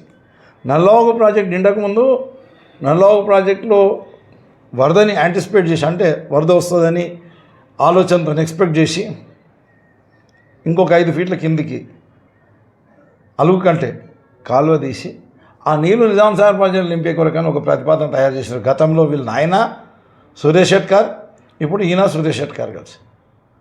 అంటే నల్లావుకు నీళ్ళు నింపాలన్నా, నల్లావు నీళ్ళు ఖాళీ చేయాలన్నా? నల్లావు అప్పుడప్పుడు 2-3 సార్లు ట్రై అవుతుంది, 4-5 ఏళ్ళకు ఒక్కసారి 2 సార్లు ట్రై అవుతూనే ఉంది. దాంట్లో మీదికెళ్ళి వస్తేనే నీళ్ళు, లేకపోతే దానికి బదులు దానికి ఎక్కడి నుంచి ఆల్టర్నేటివ్ అరేంజ్మెంట్ చేసుకోవాలి. మీదికెళ్ళి నీళ్ళు రాకపోతే దాని కొరకే సింగూరుకే అరేంజ్మెంట్ చేసుకునే కొరకని నేను కారమంగి దగ్గర లిఫ్ట్ ఇరిగేషన్ ప్రపోజ్ చేసిన. దానికి హైడ్రాలిక్ క్లియరెన్స్, ఏ చెరువు కట్టినా, ఏ ప్రాజెక్ట్ కట్టినా హైడ్రాలిక్ క్లియరెన్స్ కావాలి. హైడ్రాలిక్ క్లియరెన్స్ తెప్పించుకున్నా. దాని కొరకని డిపిఆర్ తయారు చేసే కొరకని 9 లక్షల రూపాయలు మంజూరు చేయించిన. ఆ కాంట్రాక్టర్కు టెండర్ చేయించిన, కాంట్రాక్టర్ ప్రెషర్ చేసిన, అంతటనే మా అధికారం కోల్పోయినాం. నేను అది తయారు చేస్తే ఈయన దాన్ని పక్కన పెట్టి నల్లావు ఖాళీ చేసే ఆలోచన ఈయన చేసి. అర్థమైంది కదా స్వామి? అర్థమైంది సార్. నల్లావు ఖాళీ చేసే ఆలోచన నేను చేసి, తర్వాత అది చెత్త ప్రతిపాదన ఆయన ఒప్పుకున్నాడు. ఫారెస్ట్లోకి వెళ్ళి పోవాలి, ఫారెస్ట్ క్లియరెన్స్ దొరకడం కష్టము, 2 చెరువులు మునిగిపోతాయి అంటాడు. ఏమన్నా కాలువలో చెరువులు మునిగిపోతాయా? చెరువులో కాలువ మునిగిపోతుంది కానీ అన్నా, మీకు అర్థమవుతుందా? 2 చెరువులు మునిగిపోతాయని నేను ఆ ప్రతిపాదన విరమించుకున్నా. ఇది నేను చేస్తున్నా, నేను స్టార్ట్ చేసిన దానికి నేను చేస్తున్నా అని చెప్తాడు. చెయ్యి, నేను స్టార్ట్ చేసింది కంటిన్యూ చెయ్యి, కాళేశ్వరం కంటిన్యూ చేయు, నల్లావు లిఫ్ట్ ఇరిగేషన్ ప్రాజెక్ట్ కారంగా నుంచి కూడా కంటిన్యూ చేయి. ఇంకా నేను మంజూరు చేసిన 8 చెరువులు కూడా పూర్తి చెప్పి చేతనైతే గది చెయ్యి. ఉట్టి అబద్ధాలు చెప్పుకుంటూ తిరిగితే ఎన్ని రోజులు జరుగుతుంది అబద్ధం? ఇంకొకటి సార్, ఇరిగేషన్లో గతంలో హరీష్ రావు గారు మాట ఇచ్చారట, కమలాపూర్ చెరువు ఒక ట్యాంక్ బండ్ లాగా తయారు చేస్తానని అన్నారు. సో ఇప్పటికీ అక్కడ ఎలాంటి అభివృద్ధి జరగలే. దాని కింద ఉన్నటువంటి కాలువలు, పూడికలు కూడా తీయడానికి కూడా మీ వల్ల కాలేదని నేను ఒక కాంగ్రెస్ వాళ్ళ వాదన సార్. అచ్చా, మంచి మాట అన్నారు. కమలాపూర్ ప్రాజెక్టుకు హరీష్ రావు గారు చెప్పినట్టు హరీష్ రావు గారు నిధులు మంజూరు చేశారు. ఎన్ని మంజూరు చేసిండ్రు? ఆయన ఇచ్చిన మాట తప్పలేదు. మీలే కదా దుర్మార్గం ఆలోచన చేయడు ఆయన 3,20,00,000 రూపాయలు కమలాపూర్ సుందరీకరణ కొరకని శాంక్షన్ చేశారు. మరి దాని కాంట్రాక్టర్ ఎవరు? ఆయన ఇండైరెక్ట్గా సురేష్ షెట్కార్ మీద, నాగేష్ షెట్కార్ మీద ఆరోపణ చేయకుండా వాళ్ళని టార్గెట్ చేసి మమ్మల్ని మీద ఆరోపణ చేసి మాతో చెప్పిద్దామని ప్రయత్నం చేస్తున్నాడు, వాళ్ళకి భయపట్టి. దాని కాంట్రాక్టర్ నాగేష్ షెట్కార్. నాగేష్ షెట్కార్ ఆ 3,20,00,000 ఏం చేసిండో ఆయనకు అడుగుమని, వాళ్ళిద్దరు ఒక దాన్ని కూర్చుంటారు కదా. మేము మంజూరు చేసిన 3,20,00,000 రూపాయలు ఏమైనా ఆయనకి అడుగుమని. ఈ వడ్ల కొనుగోలు విషయంలో మీ హయాంలో అంతా బీఆర్ఎస్ వాళ్ళదే కర్త ఎక్కువ తీసుకొని, అదేవిధంగా ఏదైతే రైస్ మిల్ ఉందో వాళ్ళ నాయకులకు పంపించి చాలా ఇబ్బందులకు గురి చేశారనేది, రైతులకు ఇబ్బందులకు గురి చేశారనేది ఆరోపణ. సో ఏమంటారు సార్ దీన్ని? రైతులు టీఆర్ఎస్ హయాంలో వరి కొనుగోలు కేంద్రం విషయంలో చాలా సంతోషంగా ఉన్నారు. అంతకుముందు కాంగ్రెస్ వాళ్ళు అధికారంలో ఉన్నారు. అవును సార్. సరే 40 సంవత్సరాలు 50 సంవత్సరాలు అధికారం ఉన్నారు. ఆ పెద్ద మనిషికి అడగండి, ఆ దద్దమ్మకి అడగండి, ఆయన కూడా జడ్పీఎస్ ఉండే. కొనుగోలు కేంద్రాలు ఎందుకు ఏర్పాటు చేయలేదు అడగండి. ఫస్ట్ మీరు అధికారం ఉన్నప్పుడు మీరు కొనుగోలు కేంద్రాలు ఎందుకు ఏర్పాటు చేయలేదు అని అడగండి. తర్వాత ఇప్పుడు మేము అధికారంలోకి వచ్చిన తర్వాత ఊరికి కొనుగోలు కేంద్రాలు ఏర్పాటు చేసినాం, వడ్లు కొన్నాం, 2-3 రోజులు డబ్బులు ఇచ్చినాం. రైతులు రైస్ మిల్లర్లు అందరూ కూర్చొని మాట్లాడుకొని ఇప్పుడు ఈయన చెప్తున్నట్టు మేమంతా తంగ్ చేయలేదు రైతులకు. మాయిశ్చర్ జర ఎక్కువ తక్కువ ఉన్నా కంట పెట్టుకొని పంపించాం. అంటే ఉదాహరణకి ఎండబెట్టిన వడ్లు 40 కిలోల బస్తాకు, పచ్చి వడ్లు ఇస్తే 45-46 కిలోలు అవుతాయి ఒక బస్తాల పచ్చి వడ్లు ఇస్తే. అదే బస్తాల ఎండబెట్టి ఇస్తే 40 కిలోలు కూడా పట్టాయి. మేము పచ్చి ఏవైనా సరే అటు రైస్ మిల్లర్లను బెదిరించినాం, అధికారులను బెదిరించినాం. రైతులకు ఇబ్బంది కలగకుండా, రైతులకి ఎలాంటి అవస్థలు జరగకుండా రైతులతో అవి ఇప్పించి రైస్ మిల్లర్తో కొనుగోలు చేయించినాం. ఆ రైస్ మిల్లర్లు కాదు, గవర్నమెంటే కొనుగోలు చేసి రైస్ మిల్లర్లకు ఇచ్చినాం. రైస్ మిల్లర్ మేము కొనుగోలు చేసి రైస్ మిల్లర్లకు ఇచ్చినాం. ఇంకోటి ఏంటంటే 42 కిలోలు తీసుకున్నాను ఆయన అంటారు. ఇక్కడ ఎక్కువ ఖర్చు, అదేవిధంగా రైస్ మిల్ల దగ్గర 5 కిలోలు కూడా తీసుకున్నారు అనేది ఆరోపణ. నేను చెప్పేది ఏనండి, రైస్ మిల్ల దగ్గర తీసుకోవాలి, ఎవరు తీసుకోవాలి, ఎందుకు తీసుకుంటే వాళ్ళకి వీళ్ళకంటే ఎక్కువ నేను తనేటోనే ఎవరినైనా సరే. రైస్ మిల్లర్ల మీద అటాక్ చేస్తున్నాను నేను. అయితే తూకం మళ్ళా ఇది ఇవ్వాలంట, జల్లెడ పట్టియాలి. జల్లెడ పట్టియాలంటే ఒక రైతుకు 100 క్వింటాలు పండుతాయి, ఒక రైతుకు 50 క్వింటాలు పండుతాయి.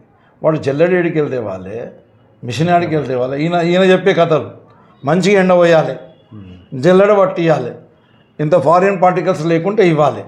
మీరు 41,600 ఇమ్మని 41 ఇమ్మని అన్నాడు. 41 ఇమ్మని అన్నాడు. మరి జల్లెడ పడితే ఎన్ని పైసలు ఖర్చు అవుతాయి? అందులోకి ఎంత కడతా పోతుంది? ఎండబెడితే ఎంత కడతా పోతుంది? 5 కిలోలు. జల్లెడ పడితే ఎంత కడతా పోతుంది? 2 కిలోలు 3 కిలోలు కడతా పోతుంది. మేము చేసింది రైతులకు లాభమా నష్టమా? ఈయన చేసింది లాభమా? చివరికి ఏమైంది? 42 కాడికి తీసుకున్నాం. ఇప్పుడు ఎంత తీసుకున్నాం? 42 కాడికి. ఎవరినో సస్పెండ్ చేస్తా అన్నాడు. ఎవరిని సస్పెండ్ చేశాడు? ఈయన రైస్ మిల్లర్లతో కుమ్ముకాడు. వాళ్ళకి బెదిరించే కొరకని ఇవన్నీ మాటలు మాట్లాడాడు. చివరికి 42 కిలోలు తీసుకుని వాళ్ళకి బెదిరించి డబ్బులు వసూలు చేసుకొని 42 కాడికే జోకిచ్చాం. మాకు అలవాటు లేకుండా మాకు రైతుల శ్రేయసే మాకు ముఖ్యం. రైతుల కొరకే కష్టపడి పనిచేసినాం. రైతులకు మేలు జరిగే కొరకే ఏది చేసినాం. కమిషన్లు వాళ్ళకి అలవాటు, బ్లాక్మెయిల్ చేసుడు వాళ్ళకి అలవాటు, డబ్బులు వసూలు చేసుడు వాళ్ళకి అలవాటు, మళ్ళీ దోషిపెట్టడం వాళ్ళకి అలవాటు. 7 ఏళ్ల పాలనలో రోడ్లపైన మీరు ఎలాంటి కనీస మొరం కూడా వేయడానికి మీకు చేత కాలేదు అనేది కాంగ్రెస్ ఎమ్మెల్యేలు కానీ కాంగ్రెస్ కార్యకర్తలు కానీ ఆరోపణ సార్. దానికి మీ సమాధానం ఏంటి? మాట్లాడతాను, నేను కూడా చెప్తాను మీకు సమానం. మీ మండలికి ఇవ్వదాం సార్. నారాయణఖేడ్ నుంచి దేగులవాడికి, డబల్ కంగ్రీ నుంచి అటు కొడబగల్ పోయే కొరకని ఏ పార్టీ వేసింది? అది కూడా బీఆర్ఎస్. అవును సార్. మీ కంగ్రీ నుంచి నాగూర్కే కర్ణాటక బార్డర్కి ఎవరు మంజూరు చేశారు? టీఆర్ఎస్ పార్టీ మంజూరు చేశారు. మరి ఇంకా ప్రతి ఊరికి తాండాకు బీటీ రోడ్లు వేసింది ఎవరు? TRS party. మేము వచ్చిన తర్వాత ఒకసారి మళ్ళీ బీటీ రిన్యూవల్ చేసినాం. కొత్తగా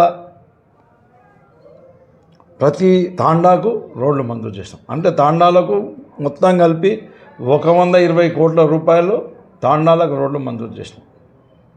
మీ కంటి మండలం కూడా చాలా రోడ్లు చేసినాం. తాండాకి వేసినాం, చాప్టాబీ తాండాకి వేసినాం, జమ్గి తాండాకి వేసినాం.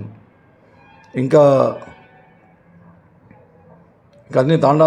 అన్ని తాండాలకు ఇన్సూరెన్స్ మంజూరు చేసినాం. మన ముకుంద తాండా కూడా బీటీ రిన్యూవల్ చేసినాం.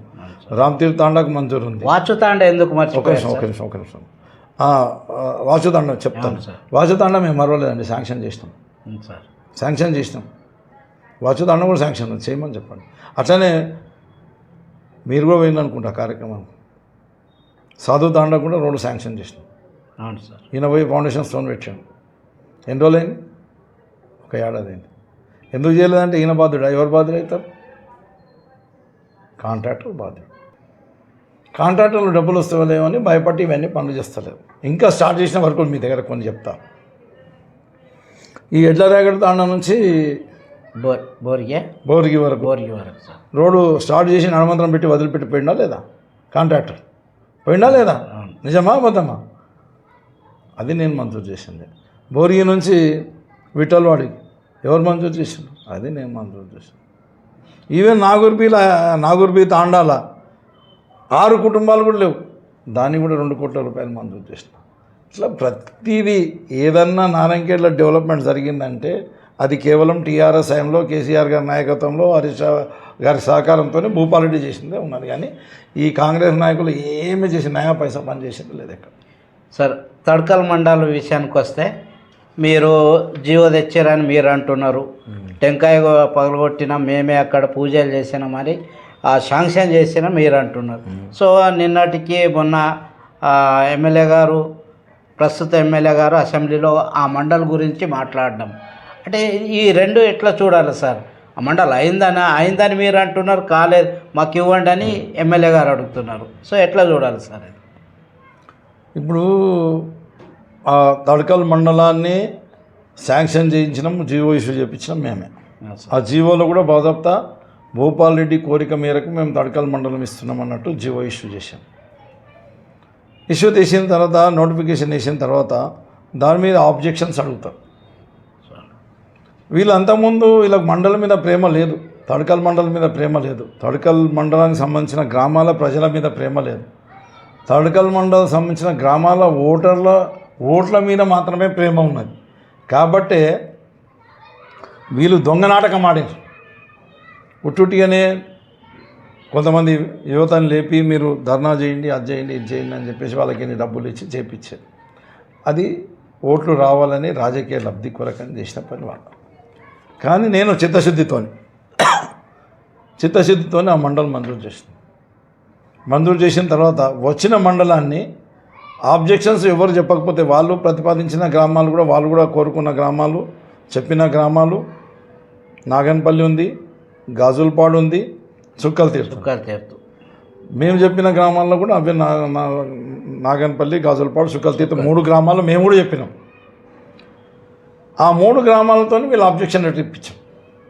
వాళ్ళు ఇదే సంజయరెడ్డి ఆయన మనుషులే పట్టుకొని తిరిగాం.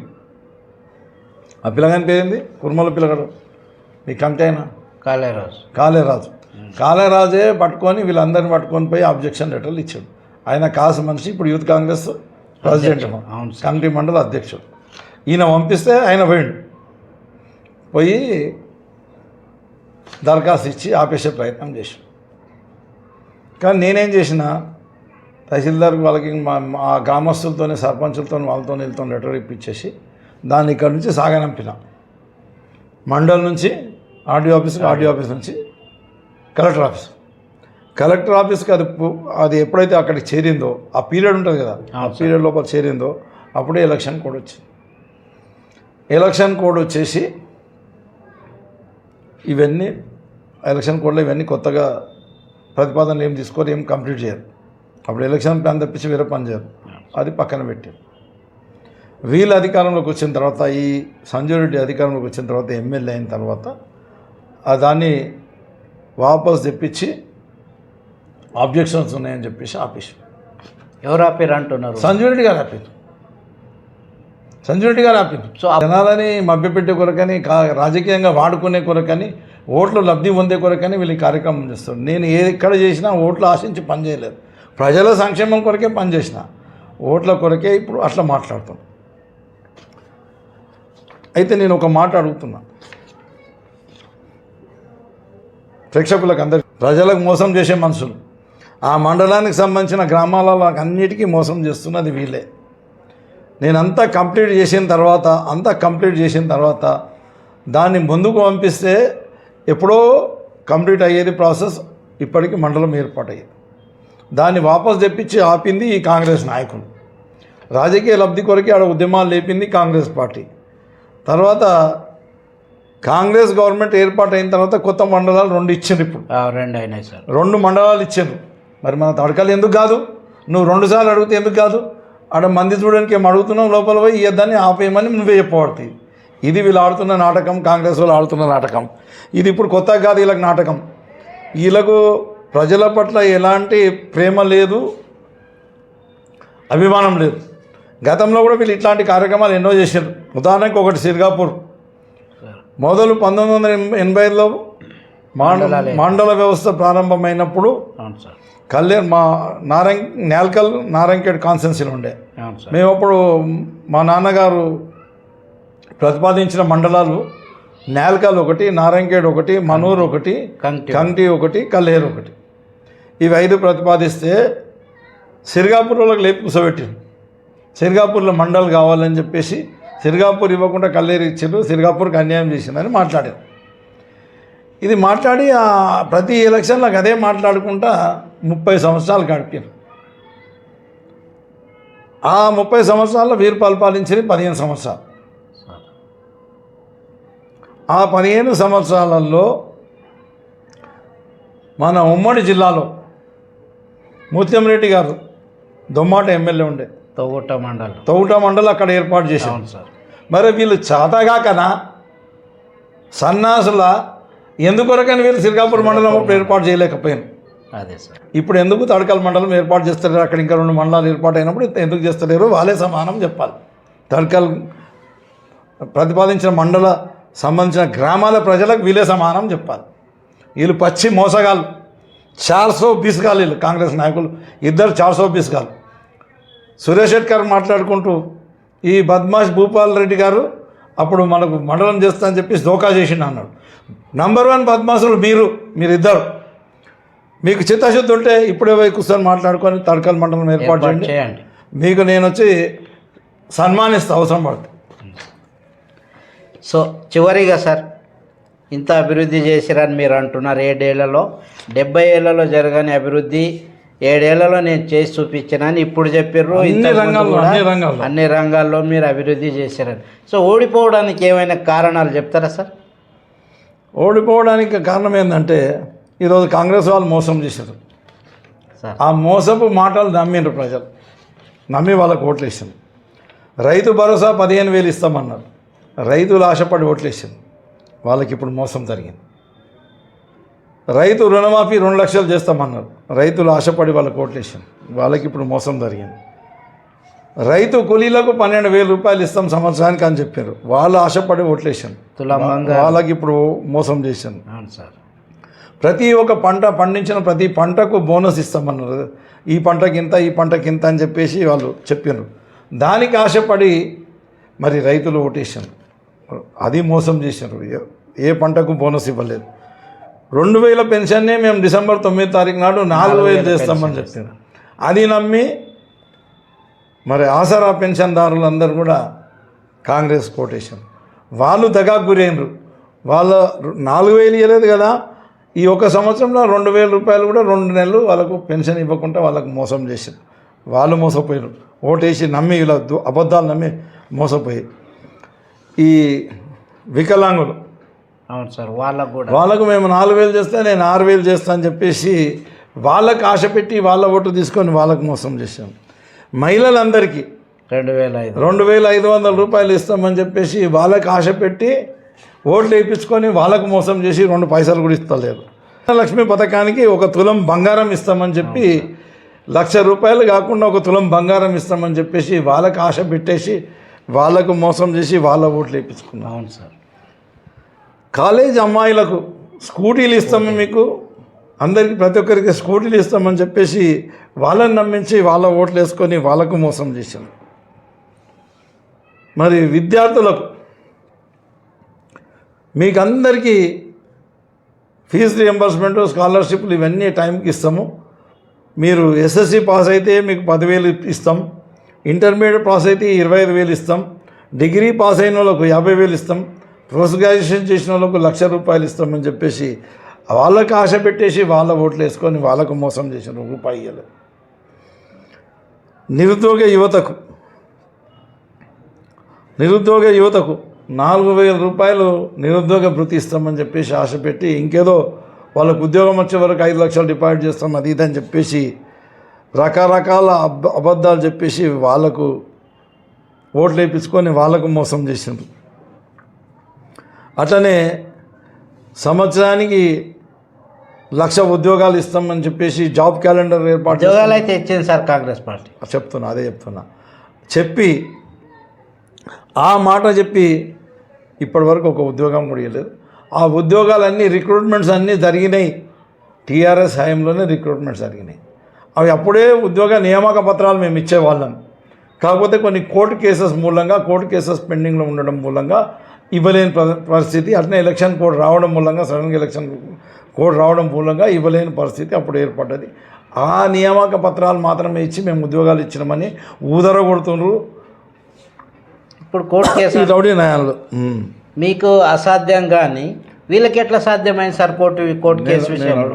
నేను అడుగుతాను, నాకు అసాధ్యం కాలేదు వీళ్ళకి అసాధ్యమైంది అనేది మాట కరెక్ట్ కాదు సార్. ఎందుకంటే ప్రభుత్వానికి కాదు, అది ప్రభుత్వ వైఫల్యం కాదు, టీఆర్ఎస్ ప్రభుత్వ వైఫల్యం కాదు సార్. కోర్టులో కేసు వేస్తారు. అవును సార్. ఎన్నో కేసులు ఉంటాయి, ఉదాహరణకి ఎన్నో కేసులు ఉంటాయి, వేలలో ఉంటాయి, లక్షలలో. ఇప్పుడు కేజ్రీవాల్ జైలుకు పోయిండు. అవును సార్. ఎమ్మడే వీళ్ళు ఎందుకు రాలేదు? ఎప్పుడో ఒకసారి వచ్చే టైంకి వస్తుంది. దీనికి కూడా దాని మీద చర్చలు జరిగిన తర్వాత, వాదోపవాదాలు జరిగిన తర్వాత అవును సార్ అప్పుడు కోర్టు డిసిషన్ ఇస్తుంది. అప్పుడు మేము చేసిన వాదోపాలనతోనే ఇప్పుడు రిజల్ట్ వచ్చింది. ఆ రిజల్ట్ ద్వారానే ఈరోజు వచ్చిన ఉద్యోగాలకు నియామక పత్రాలు మాత్రం ఇచ్చారు, వీళ్ళు ఉద్యోగాలు మాత్రం ఇవ్వలేదు. నిరుద్యోగ యువతకు ధోకా చేసిన దుర్మార్గులు వీళ్ళు. అట్లనే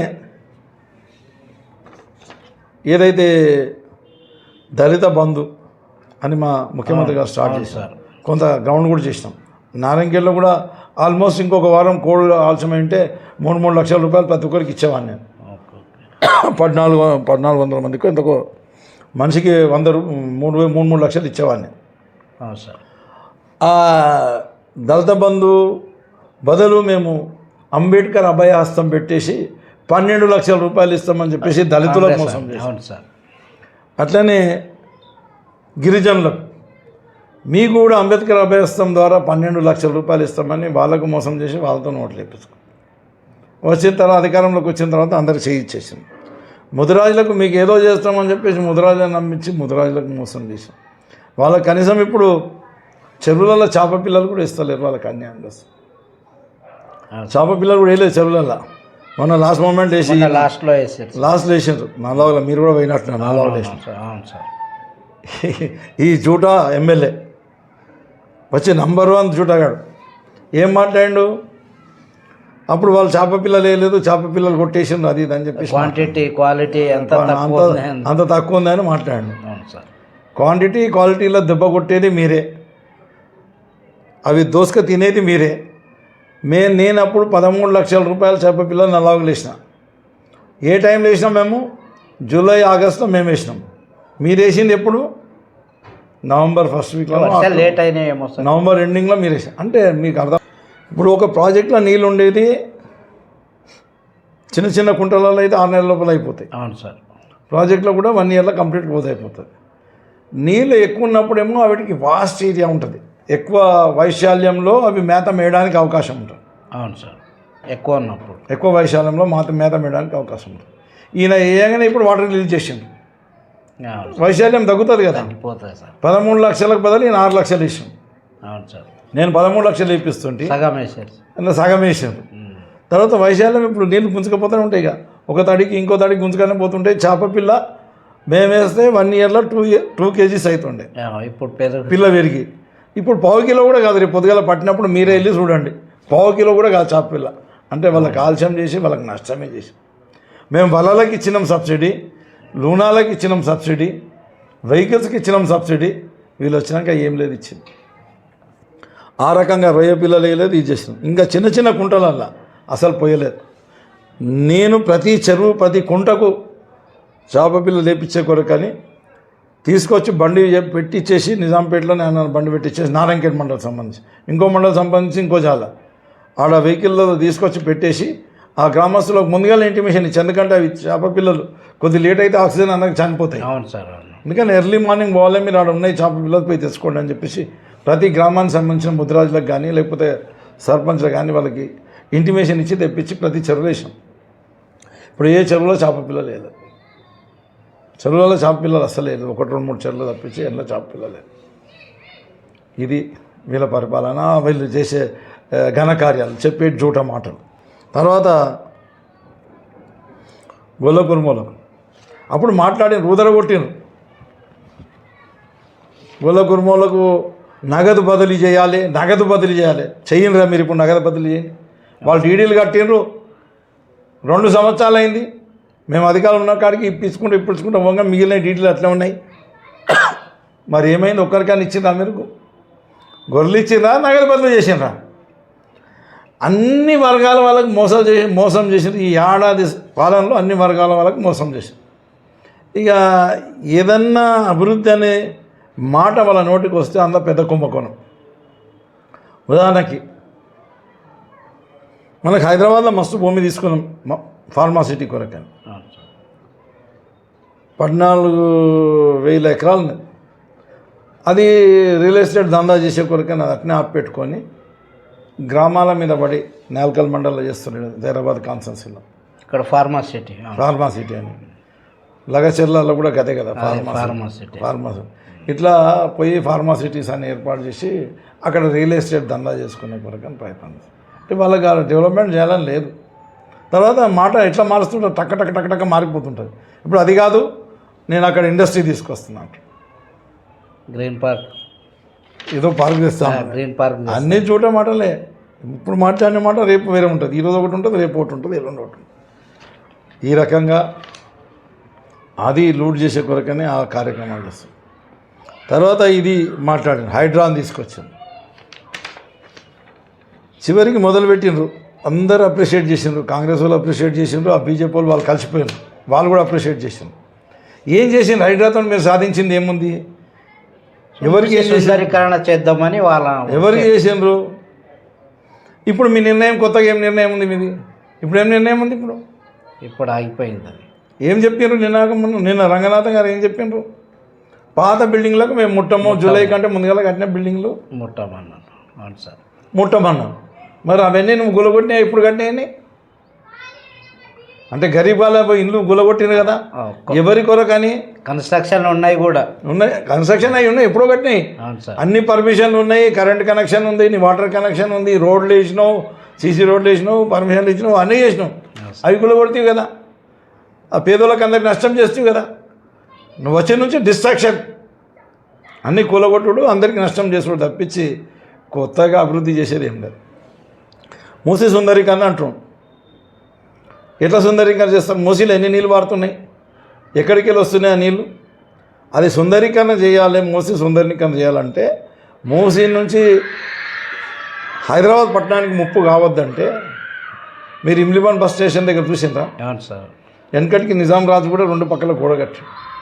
అవును సార్. ఇక్కడ కాదు, మీరు ఏ ప్రపంచంలో ఏ నగరానికి పోయినా సరే ఆ నదులు టౌన్లోకి వెళ్ళే పారుతుంటాయి. ఆ నదికి 2 వైపులా నది నీళ్ళు ఊళ్ళోకి రాకుండా వాల్స్ కడతారు. వాల్స్ కట్టి ఆ పట్టణంలో వాడుకున్న నీళ్ళు ఉంటాయి కదా, వాటిని ట్రీట్మెంట్ ప్లాంట్స్ పెట్టేసి, ఆ ట్రీట్మెంట్ ప్లాంట్ పెట్టేసి అదంతా పనికిరాంతా తీసేసి మంచి వాటర్ మాత్రమే నదిలోకి ఇడుస్తారు. ఈడ చేయాల్సింది మనం అది. గతంలో మా ప్రభుత్వం ప్రారంభించింది, 12 ప్లాంట్స్ ఏర్పాటు చేసింది. నువ్వు ఆ ప్లాంట్స్ ఏర్పాటు చేసి ఎప్పుడైనా నది పెద్ద ఎత్తున వస్తే కూడా పట్టణానికి ఇబ్బంది కాకుండా గోడలు కట్టించేసి ఇది చేయాలి నువ్వు చేయాల్సింది. ఇది వదిలిపెట్టేసి పేద ఇళ్ళ గులగొట్టుకుంటూ పోతావు. 1,50,000 కోట్లట మూసీ సుందరీకరణ. 1,50,000 కోట్లు దేని కొరకు కావాలి? 1,50,000 కోట్లు ఇల్లు గులగొట్టే కొరక? ఇంకా దేనికి వాడతాము నువ్వు? సరే, అక్కడ వేరే దేశాలలో నదులలో కానీ సముద్రం పొడుచుకొచ్చే జాగాలో కానీ ఎక్కడ కానీ అందులో నీళ్ళు ఉంటాయి. ఇక్కడ మూసీలో నీళ్ళు లేవు కదా. అవును సార్. ఏం బారాలి అందులో? దాంట్లో పడవలు ఎట్లా నడవాలి? ఇంకా మిగతాదంతా నువ్వు అనుకున్నదంతా ఎట్లా? వరద ఉన్నప్పుడే, వరద ఉంటేనే కదా, వరద ఉండాలి, అది కూడా పెద్ద ఎత్తున వరద ఉండాలి, ఎప్పటికీ ఫ్లోయింగ్ వాటర్ ఉండాలి. ఇప్పుడు ఫ్లోయింగ్ వాటర్ ఉండాలి. అందులో పడవలు నడుస్తాయి, అన్నీ నడుస్తాయి. మరి ఇక్కడ లేవు కదా వాటర్, నువ్వు ఎడికెళ్ళి తెస్తావు వాటర్? కాళేశ్వరం ఫెయిల్ అంటావు నువ్వే, మరి ఎడికెళ్ళి తెస్తా అంటావు నీళ్ళు? కాళేశ్వరంకి వెళ్ళి తీసుకొచ్చి మూసీలు వేస్తా అంటావు. కాళేశ్వరం లేనప్పుడు నువ్వు మూసీలో ఎడికెళ్ళి తెచ్చేస్తావు నీళ్ళు? 1,50,000 కోట్లు దేనికి కావాలి? ఇవన్నీ పైసలు దోసుకొని తినిపోయే కొరకే, అక్రమాలు చేసే కొరకనే, వాళ్ళ ఆదాయం పెంచుకునే కొరకని. అసలు జరుగుతుంది ఏంటంటే, వాస్తవం జరుగుతుంది ఏంటంటే ఎవరు చెప్తారు? నాకు కూడా కొంతమంది బిల్డర్లు చెప్పింది. ఇది స్టార్ట్ చేసి బిల్డర్లందరికీ భయభ్రాంతులకు గురి చేసి బిల్డర్లందరూ తీసుకొచ్చి కుప్పం కట్టాలి. ఆ డబ్బు తీసుకుపోయి మహారాష్ట్ర ఎన్నికలు కొట్లాడాలి. అట్లనే వీళ్ళ జేబులు నింపుకోవాలి, అంత మినిస్టర్లు, ముఖ్యమంత్రి అందరూ జేబులు నింపుకోవాలి. దాని కొరకే ఆ కార్యక్రమం చేపట్టిండు. నాకు తెలిసిన బిల్డర్లు ఒకటి 25 కోట్లు ఇచ్చిన ఉన్నాడు, ఒకటి 50 కోట్లు ఇచ్చిన ఉన్నాడు. ఈ రకంగా ఒక 4-5 బిల్డర్లు నాకే చెప్పిండు, నా ఫ్రెండ్సే చెప్పిండు. అట్లా భయపట్టించి పైసలు తీసుకుంటారు. నేను 5 కోట్లు తీసుకుపోతే ఏం పిచ్చగానే అనుకున్నా, 5 కోట్లు ఎందుకు చల్లాడు బయట అన్నాడు, గెట్ అవుట్ అని టీచర్లో కొట్టేసింది సార్. అట్లా చేస్తే ఇట్లా ఇచ్చినామన్నా అని చెప్పి మా బిల్డర్లే చెప్పాను. ఇక అది హైడ్రా సంగతి, అది మూసీ సంగతి, అది మూసీ సుందరీకరణ సంగతి. అది వీళ్ళు ఏది ఎక్కడ కూడా అభివృద్ధి చేసే ఆలోచన లేదు. అట్లనే ఆదానితోని మంచి సంబంధాలు ఉన్నాయి. మొన్న సుశీల్ గారు ఢిల్లీ పోతున్నా అని చెప్పేసి ఏదో తెస్తాను పోయి ఆడ పోయి అంత కూర్చొని ముచ్చట్లు పెట్టుకొని ఆయన దగ్గర పైసలు తెచ్చుకో, ఎన్నో అగ్రిమెంట్లు చేసే, ఆయన ఆదానితో ఎన్నో అగ్రిమెంట్లు చేశాను. మళ్ళా రోడ్డు మీద పోయి నేను ధర్నా చేస్తాను. ఎంత సిగ్గులేదు ఆయనకు, రేవంత్ రెడ్డికి. ఇంకా వీళ్ళతోని తెలంగాణ ప్రజలకు ఏం నేర్పిస్తానంటే, ఇక అడ్డమైన బూతులు. ఒక చీఫ్ మినిస్టర్ లెవెల్ ఉన్న మనిషి కనీసం ఒక చిన్న పిల్లలు అంటే గరీబ్ మనుషులు కూడా, పేదరికం ఉన్న మనుషులు కూడా ఎవరు కూడా అట్లా అంత అద్మానమైన లాంగ్వేజ్ యూజ్ చేయరు.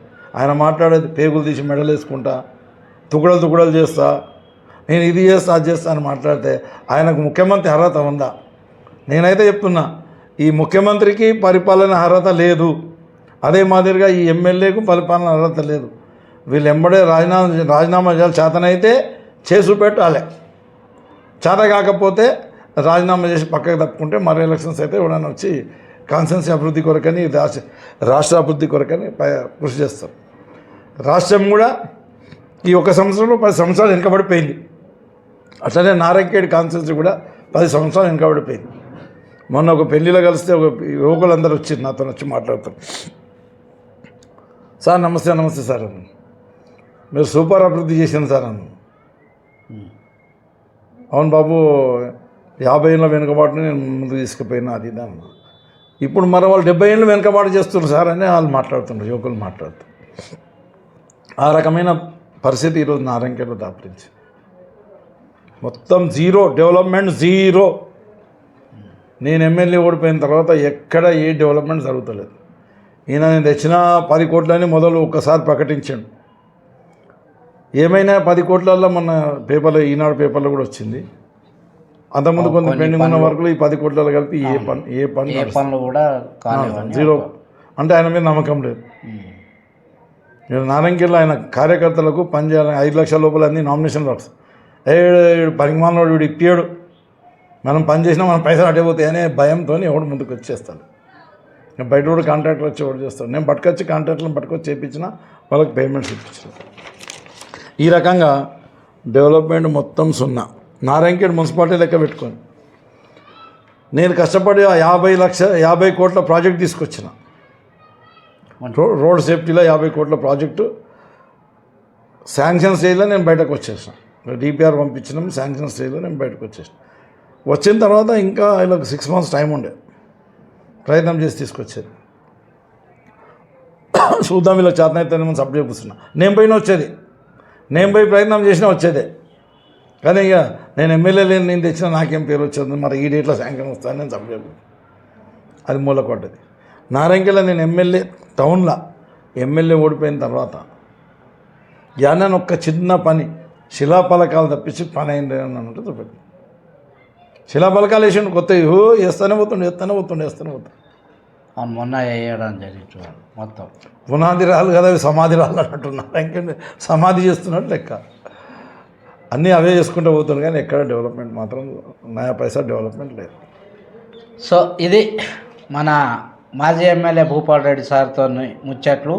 సో ఏ అభివృద్ధి జరిగినా గతంలో 7 ఏళ్ల భూపాల్ రెడ్డి హయాంలోనే అభివృద్ధి నారాయణఖేడ్ కాన్స్టిట్యున్సీ జరిగిందని, గతంలో 70 ఏళ్ళు పాలించినా ఇప్పుడు 1 సంవత్సరం పాలన చేసినా కానీ ఎలాంటి అభివృద్ధి మాత్రం గుండు సున్నా అని అంటున్నారు. సో మాజీ ఎమ్మెల్యే గారు, ఇది ఇవాటితో ముచ్చట్లు. Thank you. నమస్కారం, ధన్యవాదాలండి.